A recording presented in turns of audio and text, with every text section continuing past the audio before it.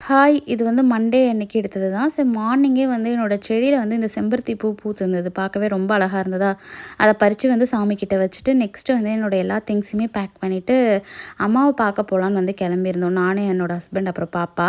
சரி அம்மாவ பார்த்து ரொம்ப நாள் ஆகுது. அப்படியே அம்மா, அப்பா, என்னோட தங்கச்சி, அப்புறம் அக்கா, பையன் எல்லாரையும் பார்த்துட்டு வந்துடலான்னு தான் கிளம்பியிருந்தோம். ஸோ வந்து கிளம்பும்போதே பார்த்தீங்கன்னா, ஆல்மோஸ்ட் வந்து 7:45 அந்த மாரி டைமுக்கு தான் கிளம்பியிருந்தோம். அங்க போகவே வந்து எங்களுக்கு 8:45 கிட்ட ஆயிடுச்சு.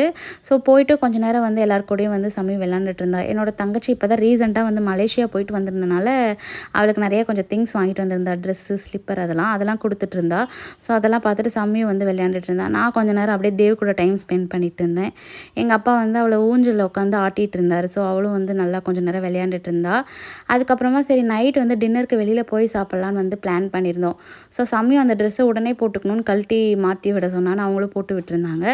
அதுக்கப்புறம் நாங்க அந்த நைட் 11:00 ஆயிடுச்சு டின்னர் சாப்பிட போலான்னு. எல்லா ஹோட்டலுமே மூடியிருந்தாங்களா, இந்த மதுரை மன்னர் மெஸ் இருந்தது. அங்க ட்ரை பண்ணலான்னு போயிருந்தோம். நாங்க லாஸ்ட்டா போயிருந்தோம். ஸோ ஒரு 11:30 அந்த மாரி ஆனனால மேபி ஃபுட்டு சூடா இல்ல. பட் வந்து ஒன்ஸ் ட்ரை பண்ணி பார்க்கலாம். பரோட்டா வந்து கொஞ்சம் நல்லா இருந்தது. அண்ட் வந்து இந்த சிக்கன் வடை ஒண்ணு வாங்கியிருந்தோம். அது கொஞ்சம் நல்லா இருந்தது. அதுக்கப்புறம் பார்சல் வாங்கிட்டு நாங்க வீட்டுக்கு கிளம்பிட்டோம். என்னோட தங்கச்சி வந்து இந்த மைலோ ஷேக் வாங்கியிருந்தா. எனக்கும், அவளுக்கும். அப்புறம் அத குடிச்சிட்டு நாங்க கிளம்பிட்டோம்.